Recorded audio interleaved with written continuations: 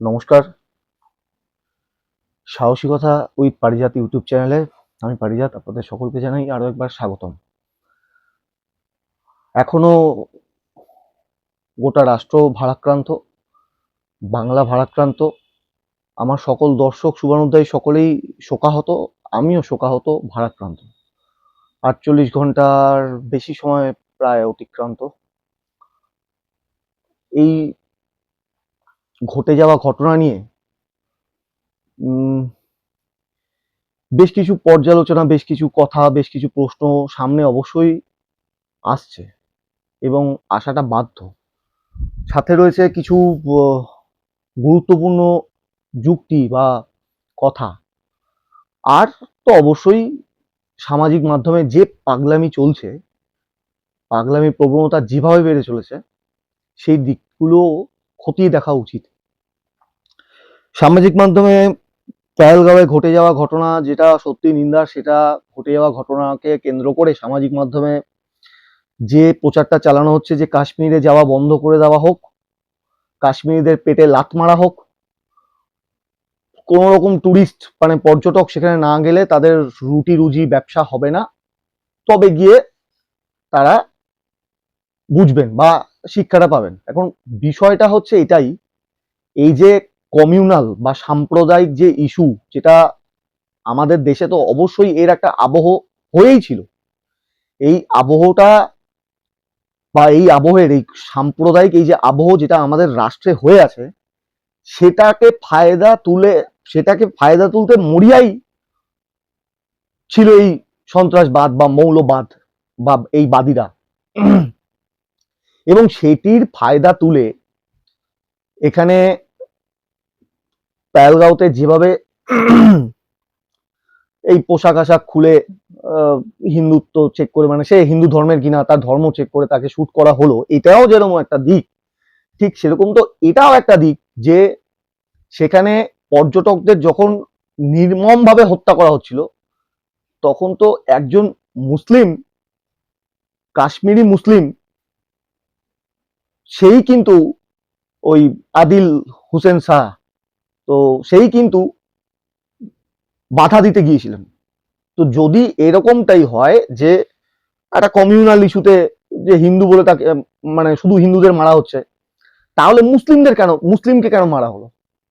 যদি এরকমটাই হয় যে কালমা লা ইলাহা ইল্লাল্লাহ মুহাম্মাদুর রাসূলুল্লাহ, এই কালমা পড়েছেন বলে ওই আসামের যে পর্যটক বাঙালি অধ্যাপক, উনি নাকি এই কলমা পড়েছিলেন, তো তাই জন্য ওনাকে ছেড়ে দিলেন। যদি কলমা পড়ার পর উনি মুক্ত পান, তাহলে মুসলমান একজন সাচ্চা কাশ্মীরি মুসলমান, যার ওই ঘোড়ার ব্যবসা গতকাল ভিডিওতে বলেছি, তাহলে তাকে কেন মারা হলো? আসলে বিষয়টা এরকমটা নয়। বিষয়টা এই সন্ত্রাসবাদী বা জঙ্গি, এদের পরিচালনা, মানে এদেরকে তো কেউ পাঠিয়েছে, এদের যারা পরিচালনা করেছে তাদের মূল উদ্দেশ্য ছিল যে এই হিন্দু মুসলমানের সাম্প্রদায়িক ইস্যু একটা তৈরি করা, ভূস্বর্গের মাটিতে। লাভ কি? ভূস্বর্গের মাটিতে এই কমিউনাল ইস্যু তৈরি হলে অবশ্যই একটা এর আবহ তৈরি হবে যাতে কাশ্মীরকে বয়কট করে, এবং এইটি কিন্তু জঙ্গিদের বা এই সন্ত্রাসবাদীদের মূল ইস্যু, পাকিস্তানের মূল ইস্যু। কারণ কাশ্মীর যখনই ভ্যাকেন্ট হয়ে যাবে, একটা জিনিস ভালো করে ভাবতে হবে যে ৩৭০ অনুচ্ছেদ, এই ৩৭০-এর পর যখন রাষ্ট্র ঘোষণা করছে, সরকার ঘোষণা করছে যে সেখানে অবারিত দ্বার, যখন সরকার নোটবন্দির পর বলছে যে এবার তো সন্ত্রাসবাদীরা সব চলে এলো, নোট আমার কাছে, সন্ত্রাসবাদীরা না খেয়ে মরে যাবে, জঙ্গি কলাপ শেষ, অবাধ বিচরণ হয়ে গেল ৩৭০-এর পর সবার। কিন্তু দুঃখের বিষয় যে ৩৭০-এর বাবা, তখন তো আবার সামাজিক মাধ্যমে এরকমও শুনেছিলাম যে ওই ভক্তকুলের শ্বশুর বাড়ি নাকি কাশ্মীরে হবে, মানে এরা মহিলাদের এতটাই অসম্মান করেন, ভক্তকুল শ্বশুর বাড়ি কাশ্মীরে করার ইচ্ছা প্রকাশও করেছিলেন, যাই হোক আলাদা প্রসঙ্গ। তো কাশ্মীরে ৩৭০ এই অনুচ্ছেদের পর রাষ্ট্রের অন্য কেউ সেখানে জমি কতটা নিয়েছে বা সেখানে প্রবেশ করতে পেরেছে কিনা জানি না, কিন্তু ভারতবর্ষের একমাত্র ইথিয়াম, তার যে খনি, সেটি তো এই ভূস্বর্গের মাটিতে। তো সেজন্য আদানি গ্রুপ কিন্তু ওখানে একমাত্র ভারতবর্ষের রাষ্ট্রের একমাত্র যদি কোনো ব্যক্তি বা তার সংস্থা থাকে সেইটি আদানি গ্রুপ, যে ওখানে জমি কিনতে সফল হয়েছে। এখন সন্ত্রাসবাদীরা চাইছে যে কাশ্মীরে কেউ যেন না যায়, কোনো পর্যটন কোনো টুরিস্ট যেন কেউ না যায়। কাশ্মীর যত ভ্যাকেন্ট থাকবে ওরা কাশ্মীরিদের ওখানে সব সব জায়গাতেই, পশ্চিমবঙ্গ, বিহার, ইউপি, কাশ্মীর সর্বত্রই শিক্ষা একটা শ্রেণী থাকে, অশিক্ষিতরও একটা শ্রেণী থাকে, যারা দারিদ্র সীমার নিচে থাকে। তো ওদের মূল টার্গেট হচ্ছে ওই ওই শ্রেণীটা, যে শ্রেণীকে ভুল বুঝিয়ে, আর ভ্যাকেন্ট মানে তখন তো পুরোটাই ওদেরই আন্ডার কন্ট্রোল। যখন কাশ্মীর ভ্যাকেন্ট তো তখন ওটাই ওদের আন্ডার কন্ট্রোলে। ফলত ওদের আন্ডার কন্ট্রোলে চলে আসা মানে আস্তে আস্তে কিন্তু ওরা পুরোটা একদম ব্রেন ওয়াশ করে নেবে, এবং ব্রেন ওয়াশ করে নিয়ে যেটা পাক অধিকৃত কাশ্মীর যেটা হয়ে রয়েছে সেখান থেকে খুব সহজেই লোকেট করা যাবে এবং পুরোটাই ক্যাপচার করে নেবে। কিন্তু কোনো কাশ্মীরি 7 থেকে 7.5 হাজার কোটি টাকার ব্যবসা এই কাশ্মীর ট্যুরিজম, কোনো কাশ্মীরি চান না যে তাদের এই ট্যুরিজম ব্যবসা বন্ধ হয়ে যাক। 7 থেকে 7.5 হাজার কোটি টাকার ব্যবসা বন্ধ হওয়া মুখের ব্যাপার নয়। অতএব কাশ্মীরিদের বয়কট করা রাষ্ট্রের সব থেকে বড় মূর্খামি ছাড়া আর কিছুই নয়। এর সাথে কাশ্মীরিদের কোনো যোগসাজশ নেই। মেবি লোকাল এজেন্ট ছাড়া এই এত বড় ঘটনা ঘটতে পারে না, এটা ঠিক। কিন্তু লোকাল স্থানীয় নির্দিষ্ট এক বা একাধিক কিছু ব্যক্তির জন্য গোটা কাশ্মীরিদের বয়কট তো এটা তো চলে না। যখন ঘটনা ঘটলো তখন কিন্তু সেখানে কোনো সেনাবাহিনীর লোক ছিল না, তখন কিন্তু ওই কাশ্মীরি শালওয়ালা পিট্টুওয়ালা এরাই কিন্তু সাহায্যের হাত বাড়িয়ে দিয়েছিল মানবিকতার খাতিরে, ধর্মকে না দেখে। তাই আরো একবার বলছি, ধর্ম ধর্মের জায়গায়, রাজনীতি রাজনীতির জায়গায়, মানবিকতা মানবিকতার জায়গায়। ঘটনা ঘটেছে, ঘটনার পর অবশ্যই সরকারের তীব্র প্রতিক্রিয়া নেওয়া উচিত।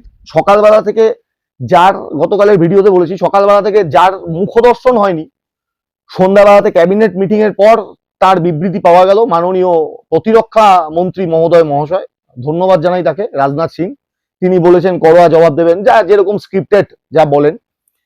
এখন ভারত সরকারের তরফ থেকে তারপর ক্যাবিনেটে একটা বৈঠক ডাকা হলো। রাষ্ট্রের সাধারণ নাগরিক প্রাণ হারালেন, রাষ্ট্রের মানুষ জানতে পারলেন না যে সেই বৈঠকে কি ঘোষণা হলো বা সেই বৈঠকটায় কি সিদ্ধান্ত নেওয়া হলো। শুধু এইটুকু দেখলাম, 48 ঘন্টার মধ্যে নির্দেশ দেওয়া হয়েছে রাষ্ট্রে যারা পাকিস্তানের যে সমস্ত নাগরিক রয়েছে তাদেরকে বেরিয়ে যেতে, এবং পাকিস্তান থেকেও সবাইকে চলে আসার আবেদন জানানো হয়েছে। দিল্লিতে হাই কমিশন মনে হয় সম্ভবত বন্ধ হতে পারে, দূতাবাসগুলো, সেখানে ফোর্স কমিয়ে দেওয়া হয়েছে। সিন্ধু জলচুক্তি বাতিল ফলাও করে দিচ্ছে, কিন্তু ওই অশ্বত্থামা হত ইতিগজ, সেখানে কি বলা হয়েছে, সিন্ধু জলচুক্তি বাতিল, কিন্তু যদি পাকিস্তান যদি এই সীমান্তে সন্ত্রাস যে কার্যকলাপ এর ওপর যদি কোনো রকম অ্যাকশন নেয় তাহলে আবার সিন্ধু জলচুক্তি বলবৎ করবে। আর দেব না মানে দেব না, দেব না মানে দেব না। এখানে এটা কিন্তু হয়েছে সাধারণ নাগরিকের, এটা ভালো করে ভাবতে হবে, এখানে কিন্তু এটা হয়েছে সাধারণ নাগরিকের উপর হামলা।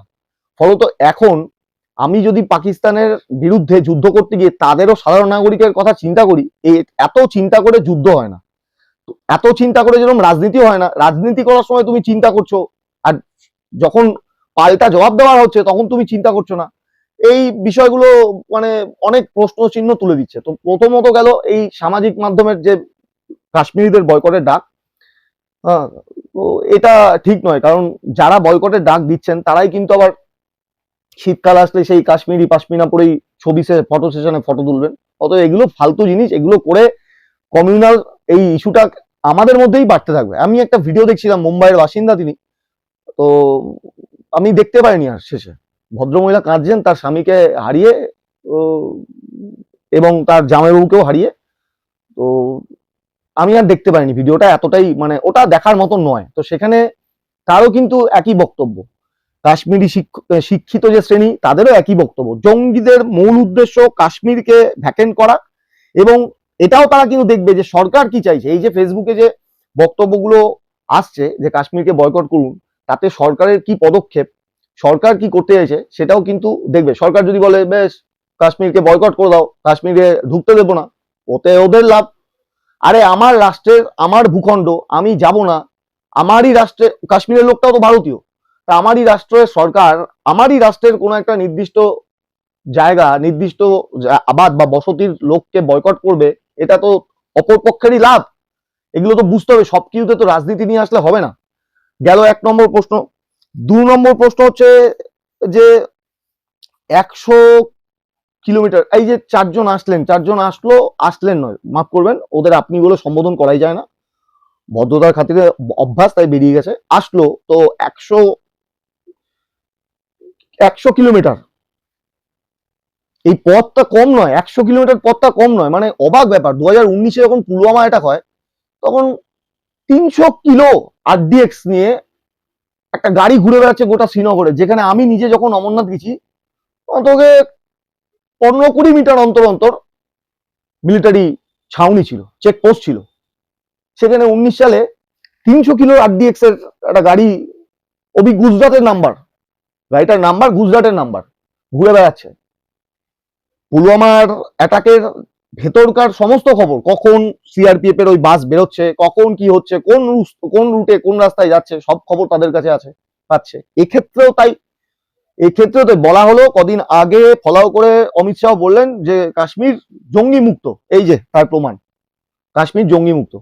মিডিয়া গতকাল, এই টেলিভিশন মিডিয়া, গদি মিডিয়া, কিছু ওই খামপাওয়া মিডিয়া এমন ফলাও করে প্রচার করছে যেন মনে হচ্ছে অমিত শাহ স্বরাষ্ট্রমন্ত্রী মাননীয় নির্বাচন জিতে ফিরছে। আর 50টা গাড়ি সারাক একদম হুটার ফুটার বাজিয়ে যাচ্ছে। এই 10টা গাড়ি তো যদি ওখানে থাকতো, মানে সামরিক বাহিনীর 10টা গাড়ি যদি পেহেলগাঁওয়ে থাকতো, এই ঘটনাই তো ঘটতো না।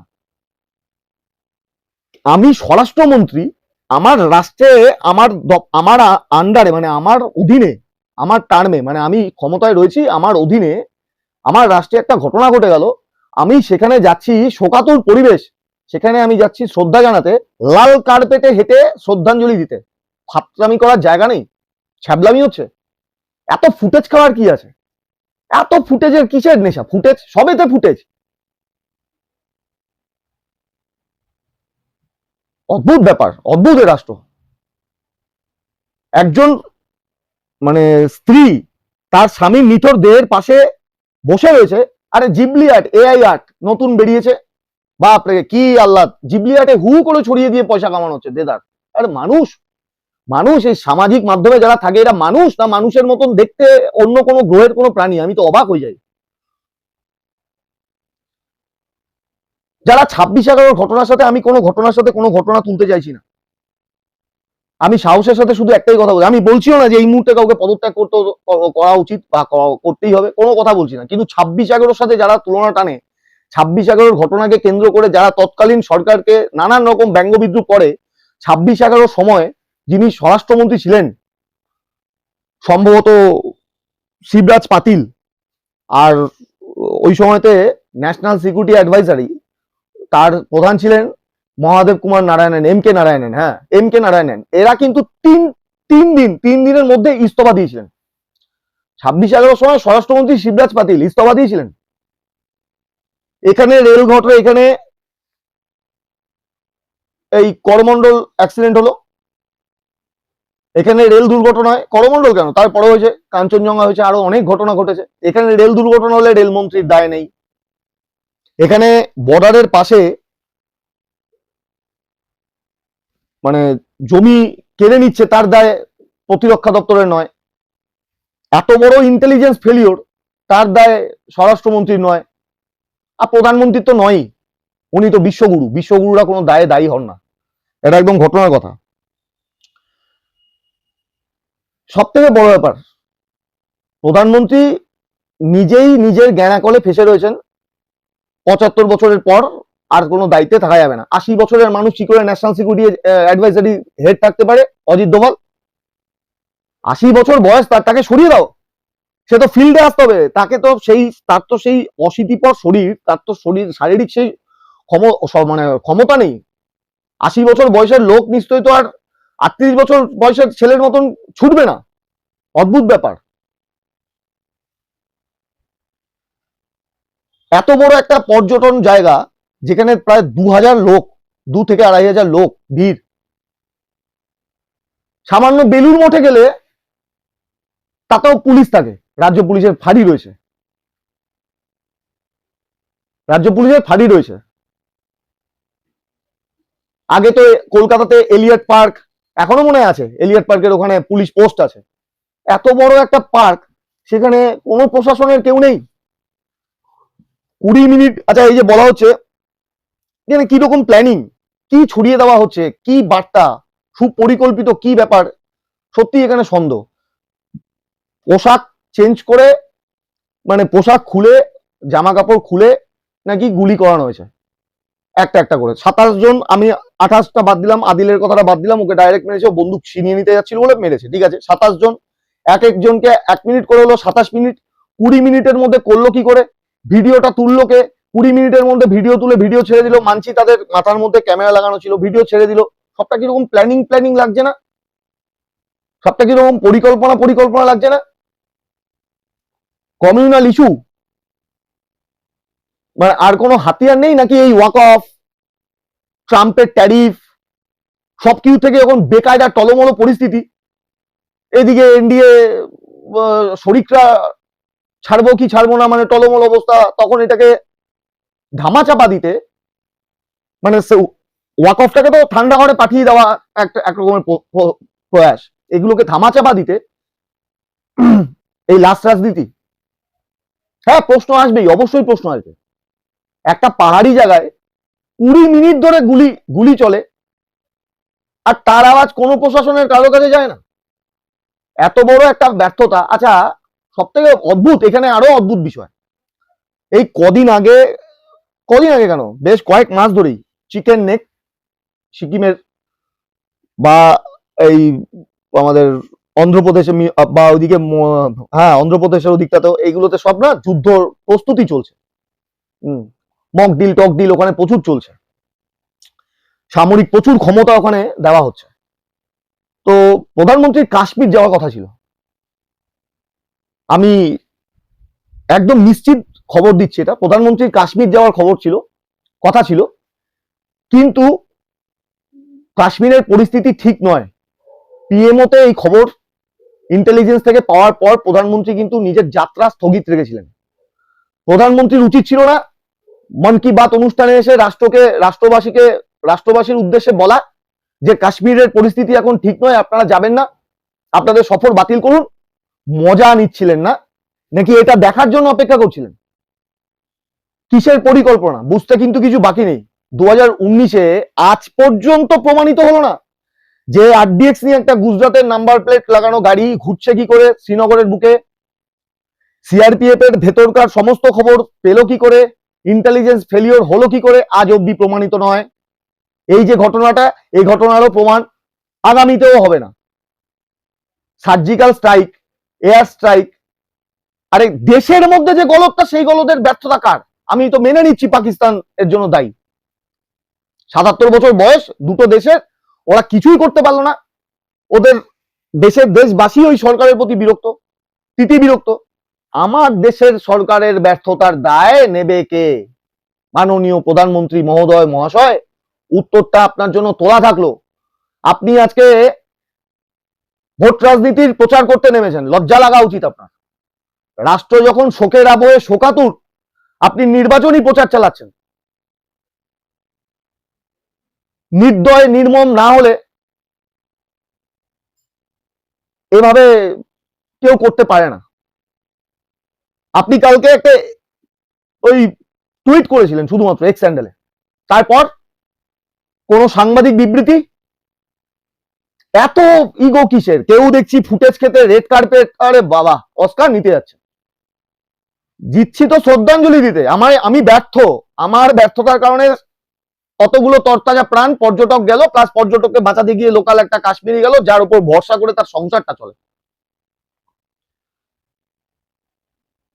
মুর্শিদাবাদ আসছি এই ইস্যু নেই, মানে গোটা সিস্টেম, গোটা রাষ্ট্র রাজ্য কিরকম বিষিয়ে রয়েছে। আগুন লাগাচ্ছি। এই যে হিন্দু মুসলিম, ভালো করে এটা জেনে রাখবেন, আগুন কিন্তু কোনো পক্ষ ধর্ম জাত দেখে না। আগুন কিন্তু সবাইকেই জ্বালাবে, যে জ্বালাচ্ছে সেও জ্বলবে, আর যে, তো বলে দিলাম যে আগুনটা যে লাগাবে সে কিন্তু প্রথম জ্বলবে। অতএব আগুন লাগানোর থেকে বিরত থাকুন। কোনো কিছু হলো, কালকে একটা সারাদিন, কালকে ফেক বুক, ফেসবুক আর নয়, ওটা ফেক বুক, সারাদিন কালকে দেখলাম কবে জম্মু কাশ্মীর পুলিশের একটা মক ডিল চলছিল, সেই ভিডিওটাকে ভাইরাল করে দেওয়া হলো, ভারতীয় সেনার যোগ্য জবাব। মূর্খের স্বর্গে বাস করে না, মূর্খের স্বর্গে বাস করে। সেনাবাহিনী পাবে কি করে? সেনাবাহিনী পৌঁছতেই তো হয়ে গেল দেরি, ততক্ষণে তো চম্পট এলো, মানে এলাম দেখলাম যুদ্ধ জয় করে চলে গেলাম, সেই নেপোলিয়নের মহান কথা, সেরকমই তো ব্যাপার। সেনাবাহিনী ঢুকলো পরিষ্কার সেখানে, আমি এই যে বলছি মুম্বাইয়ের বাসিন্দা, এই দুই বোন, তার মধ্যে ওই ছোট বোন, বড় বোনের অবস্থা অতি আশঙ্কাজনক, স্বাভাবিক।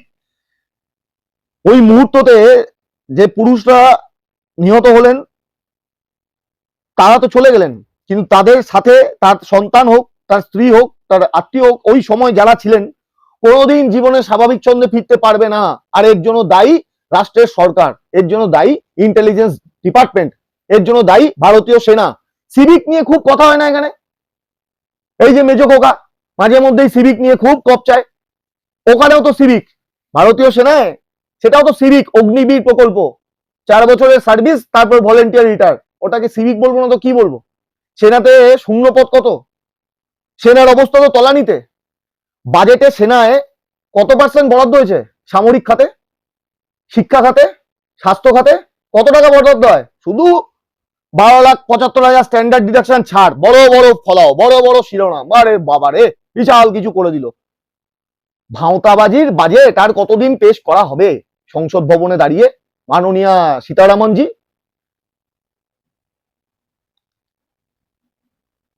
ওনার স্বামী তো ওনাকে খুব ভালো করেছেন, সেটা তো বারবার ওনার স্বামী বলেই দিয়েছেন। মুর্শিদাবাদের জনৈক বেশ কিছু মুসলিম ছেলেপুলে, ছেলেপুলে না, মুসলিম ছেলেরাই পোস্ট করছে, আমি বাংলাদেশে চলে যেতে চাই, কাশ্মীরে যাওয়া হয়েছে, বেশ হয়েছে। রাজ্যের প্রশাসন কি চোখে ফেটটি পদে বসে থাকে? আরে তুমি কোনো দলের বিরোধিতা করতে পারো, তুমি কোনো সরকারের বিরোধিতা করতে পারো, তুমি রাষ্ট্রের বিরোধিতা করবে? রাজ্যের প্রশাসন এগুলো দেখতে পায় না?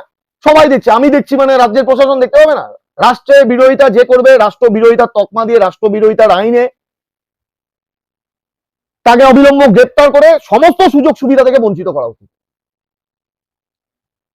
এক মুহূর্তের জন্য দেরি করা যাবে না, সে কোন ধর্ম, কোন বর্ণ, কোন জাত দেখার দরকার নেই। রাষ্ট্র বিরোধিতা মানে রাষ্ট্র বিরোধিতা, রাষ্ট্র বিরোধিতার সাথে কোন রকম কোনো আপোষ করা যাবে না। ভোট বড় বালাই, এ সরকারও কিছু বলবে না, ও সরকারও কিছু বলবে না, করবে না। এতগুলো প্রাণের দায়টা কার?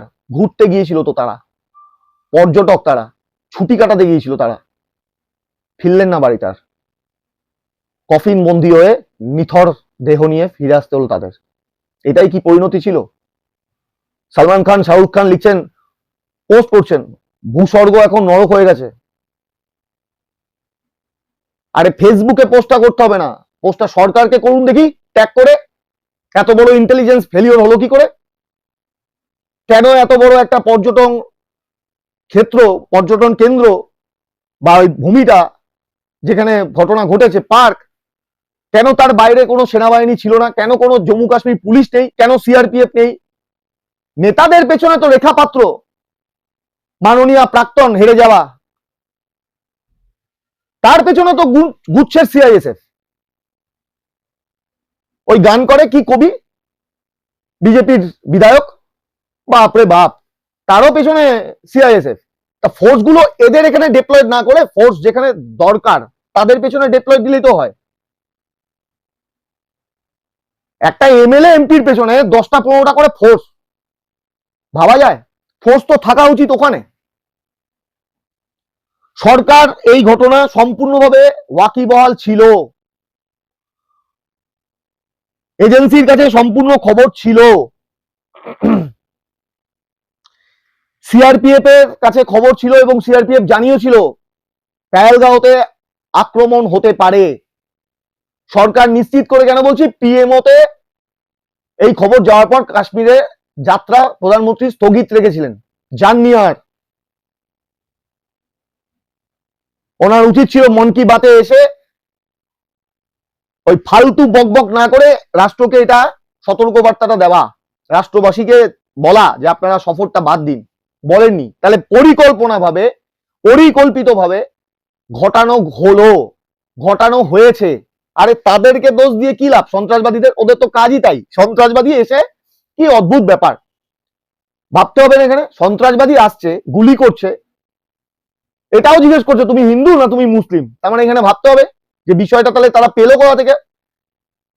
হঠাৎ করে তাদের মাথায়, সন্ত্রাসবাদী যারা হয় তারা শিক্ষিত হয় না, তাদের মাথাটা না, আর বললাম না ভদ্র ভাষাতে বলছি, মানে গাঁদও মনে হয় খুব কম বলা হবে, তার থেকেও যদি বেশি কিছু থাকে তাই দিয়েই ভরা থাকে, ডাল মাথা অনেক কম। এখানে তো আর খারাপ ভাষা বলা যাবে না। তো শান্তির ছেলেদের মাথায় মারাত্মক রকমের শান্তি থাকে, ভর্তি, শান্তিতেই ভর্তি থাকে। তো তাদেরকে তো কেউ শিখিয়েছে, যারা তাদেরকে পাঠাচ্ছে তারা তো মারাত্মক বুদ্ধিধর। আর পাকিস্তান, সেখানে তো সব খুল্লা ঘুরে বেড়ায়, তীর্থক্ষেত্র, সমস্ত টেররিস্টদের তীর্থক্ষেত্র হচ্ছে পাকিস্তান। ওসামা বিন লাদেনকে কোথা থেকে পেয়েছিল? ভারতবর্ষ না নেপাল? পাকিস্তান থেকে। হাফিজ সাইদ 26,000 মূল চক্রী কোথায় বসে আছে? পাকিস্তানে। হাফিজ সাইদকে উচিত ছিল ভারত সরকারের এত 56 ইঞ্চি, এত কচকচানি, ভক্তদের এত হুঙ্কার, পিওকে দখল করে নেব, কি অবিভক্ত ভারত দখল করে নাও না। কে না করেছে দখল করিতে? ওটা তো আমাদেরই জায়গা, কেউ তো কোথাও মৌ চুক্তিও স্বাক্ষরিত করেনি, আমাদেরই তো জায়গা, নাও দেখি দখল করে নাও। পারবে না তো, চীনের সাথে তো পারবেই না, চীন তো খালি জায়গা আস্তে আস্তে কাটছে, আর খালি মিথ্যা তথ্য, খালি মিথ্যা। তো ভারতের মানচিত্রটা একটু দেখলেই ভালো করে বোঝা যাবে। সুপরিকল্পিতভাবে কতগুলো নির্দিষ্ট ঘটনাকে ধামাচাপা দিতে এই যে ঘটনাটা ঘটলো, এর দায় মাননীয় স্বরাষ্ট্রমন্ত্রী রেড কার্পেটে হাঁটা এবং মাননীয় প্রধানমন্ত্রী ওই দুবাইয়ে সৌদি আরবে বসে নাচ দেখা, এদেরকেই নিতে হবে। দায় আপনার, দায় আপনার অত্যন্ত প্রিয় পাত্র, আপনার থেকে 5 বছরের সিনিয়র মাসুদ আজহারের সাথে যার ছবি মাঝে মধ্যেই প্রকাশিত হয়ে যায়, আমি জানি না কি লিঙ্ক, সেই অজিত দোভাল, দায় তার। আজকে আপনি বলছেন সেনাকে ফ্রি হ্যান্ড করিলাম, উদ্ধার করে দিলেন। সবসময়তেই কোনো ঘটনা ঘটে তারপরে রাজনাথ সিং এসে প্রতিক্রিয়া দেয়, মানে সেখানেও বুলি। সকাল থেকে তো বুলিটা দেয়নি, কেউ আটকে ছিল না করেছিল প্রতিরক্ষা মন্ত্রকের দায়িত্ব নিয়ে যে বলবেন না, বলেননি। মিটিং হলো, ক্যাবিনেট মিটিং, তারপর আপনি এসে বললেন সেনাকে ফ্রি হ্যান্ড করে দেওয়া হয়েছে। তার মানে কি ফ্রি হ্যান্ড কি রাখা হয় না? ঘটনা ঘটে তারপরে ফ্রি হ্যান্ড করেন? সেটা তো ফ্রি হ্যান্ড সবসময় থাকা উচিত। তার মানে এখানেও আপনারা সেই আটকে রেখেছেন।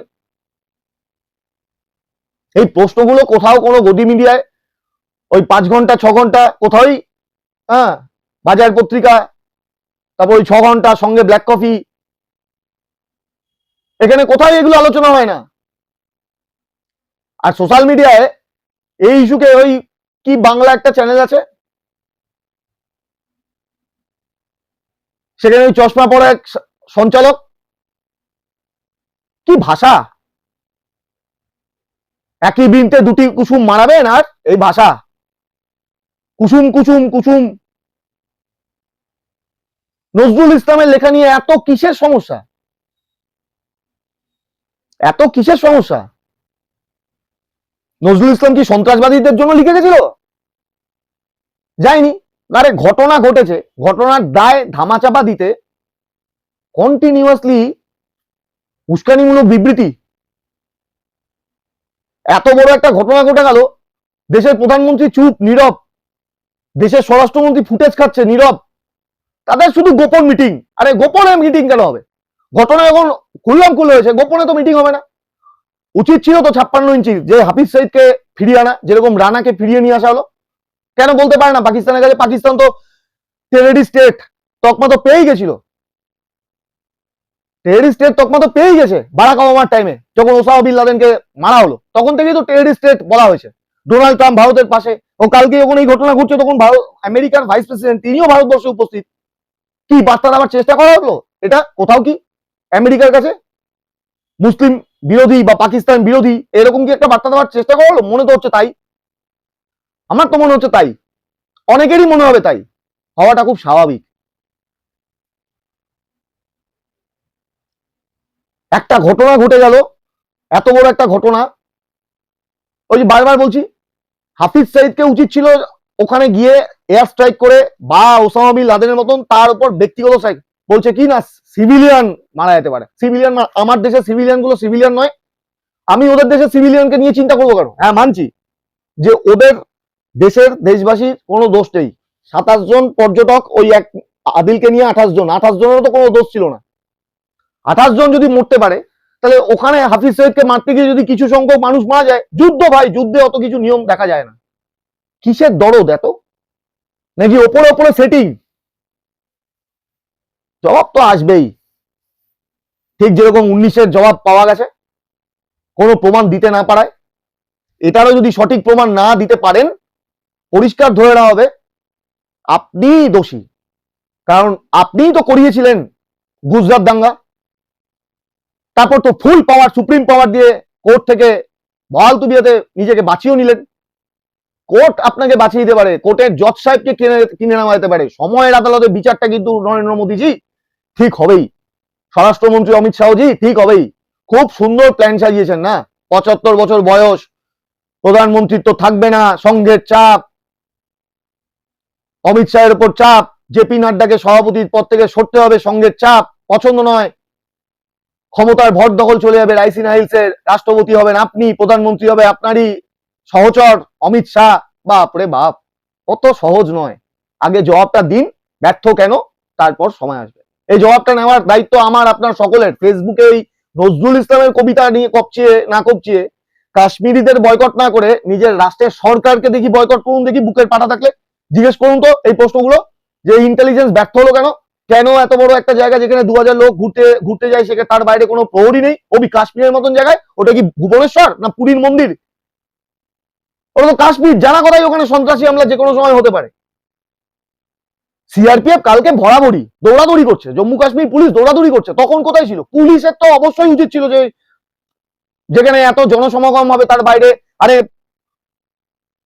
স্ট্যাম্প্যাড হতে পারে, কোনো ঘটনা ঘটতে পারে, অন্য কোনো কিছু হতে পারে, ঘোড়া নিয়ে ওখানে কারবার, ঘোড়া থেকে কেউ পড়ে যেতে পারে, প্রশাসন তো থাকবে। আগে ফেসবুকে ওই পোস্ট না করে এই পোস্টগুলো করুন। এই 28টা পুরুষ যারা মারা গেল, তাদের পরিবার জানে যে তাদের কি গেল, হিন্দু মুসলিম নির্বিশেষে বলছি, কারণ আদিল মুসলিম।